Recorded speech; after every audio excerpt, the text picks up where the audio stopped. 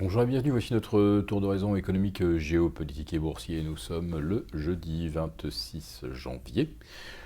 Pour comprendre comment tourne la planète lorsqu'elle tourne autour des 20 000 du Dow Jones, c'est sur la bourse au quotidien et nulle part ailleurs, et l'épisode du jour s'intitulera « La petite fontaine japonaise ». Oui, j'aurais pu évidemment faire le gros titre sur les 20 000, mais tout le monde l'a déjà fait. Donc je crois qu'il faut vraiment vite vivre au fond d'une grotte en Tasmanie pour ignorer que le Dow Jones a bel et bien franchi les 20 000. Ça veut dire quoi ? Ça veut dire que les Sherpas ont tout simplement ouvert le portail qui était fermé, quasiment scellé depuis le 13 décembre dernier, à tel point que les Sherpas avaient même réussi à bloquer les candidats à l'exploration de nouveaux territoires inconnus à 19 999,63 le 10 janvier dernier. Donc c'est, hop, on a ouvert les portes. Alors, le Dow Jones au-delà des 20 000, le S&P à 2300, le Nasdaq à 5656. Mais bon, le Dow Jones à 20 060, ça ne vous rappelle rien ?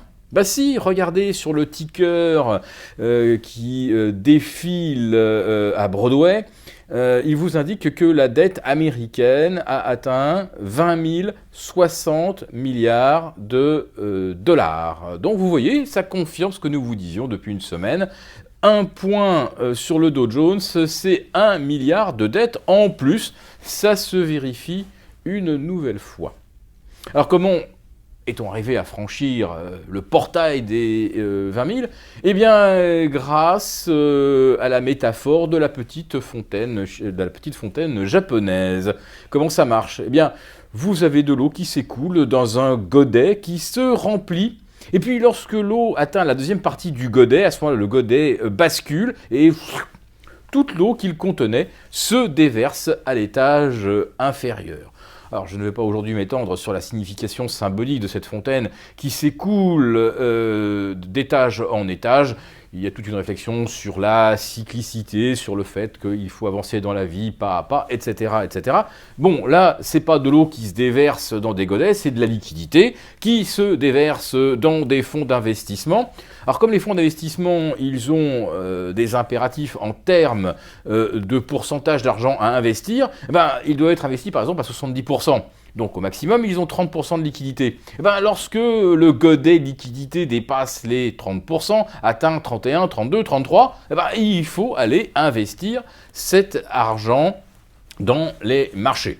Bon, ça rejoint un petit peu la métaphore de l'alligator, c'est-à-dire qu'à un moment, dès qu'on lui a déversé des billets de Monopoly dans la gueule, eh bien, il se met en marche, fait quelques pas et se remet à digérer.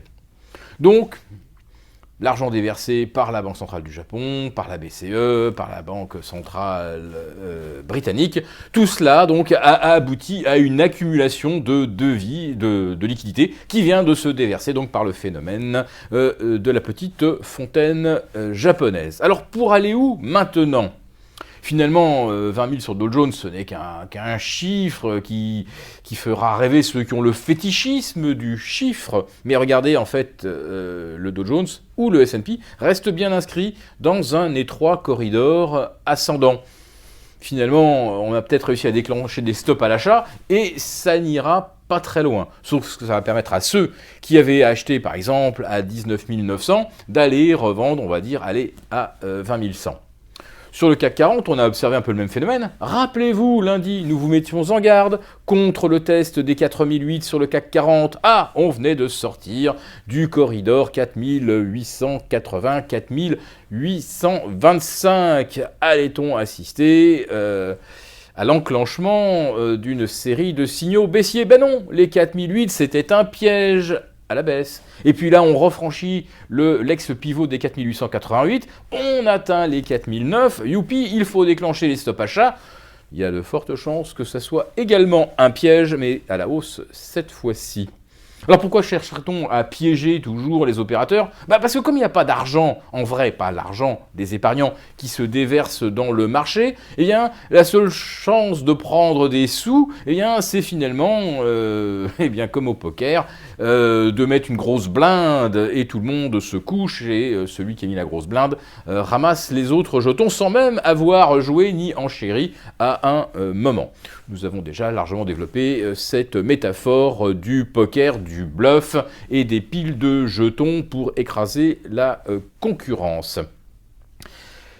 Mais le phénomène sur lequel nous voudrions attirer votre attention avant d'en terminer, c'est bien sûr la tension des taux. Alors, un Dow Jones qui franchit les 20 000, quand les T-bonds américains franchissent les 2,50 et quand, à Paris, on voit les OAT franchir les 1% pour la première fois depuis 2 ans, on se dit là, il y a une incompatibilité totale entre la tension des taux et la hausse des marchés d'actions.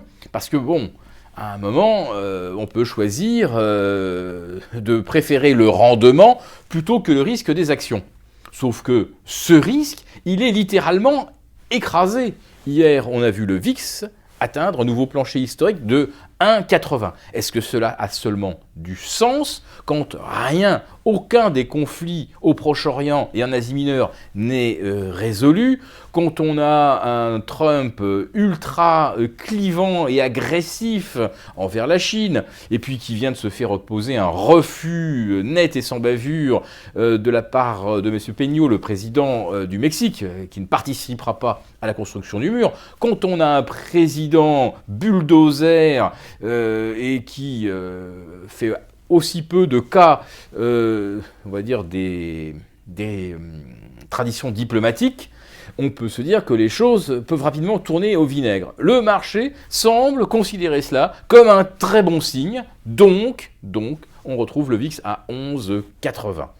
Alors, comment peut-on avoir un VIX qui nous dit qu'on est à un plancher historique en termes de stress ou de risque, tandis que les marchés obligataires nous disent exactement le contraire, puisque si on est à plus de 1 sur les OAT quand on était à moins de 0,20 en juin 2016, quand on a le 10 ans italien tenait à 2,20 aujourd'hui, quand on était à 1,30 il y a 6 mois, on a quand même des marchés obligataires qui nous disent quelque chose. Ils nous disent qu'il y a de plus en plus de risques d'inflation, donc de risques également pour les émetteurs fragiles, puisque s'ils sont fragiles, c'est qu'ils ont déjà du mal à emprunter. Si les taux se mettent à monter, ils auront encore plus de mal à rembourser.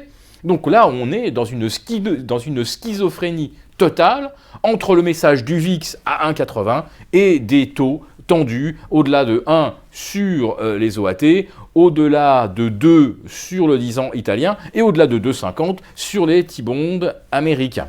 Voilà, donc il y a un moment où la hausse des marchés va venir se fracasser sur le réel. Nous ne savons toujours pas quand est-ce que cela aura lieu, mais comme pour la petite fontaine japonaise, on sait qu'inexorablement, à un moment ou un autre, le godet va basculer.